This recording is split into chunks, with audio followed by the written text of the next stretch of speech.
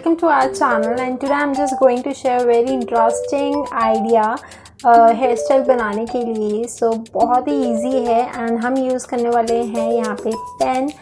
Pen का इस्तेमाल करने वाले हैं, आप पेंसिल भी यूज़ कर सकते हैं एंड इस तरह से ये हेयर स्टाइल जो है क्रिएट हो जाता है। बहुत इजी है ये ट्यूटोरियल। अगर कोई इस तरह से हेयर स्टाइल नहीं बना पाता है एंड इस तरह से जो है लेयर्स नहीं दिखती हैं हेयर स्टाइल में, तो आप यूज़ कर सकते हैं पेन या फिर पेंसिल एंड अपने हेयर स्टाइल को बना सकते हैं। चलिए फिर सीख लेते हैं ये नई टेक्निक एंड ये आप किसी भी फेस्टिवल में भी कर सकते हैं, डेली में भी कर सकते हैं। सभी पे अच्छा लगेगा एंड आई जस्ट होप आप लोगों को मेरी ये वीडियो पसंद आएगी। पसंद आती है तो इस वीडियो को लाइक कीजिए, शेयर कीजिए एंड मेरे चैनल को सब्सक्राइब कीजिए।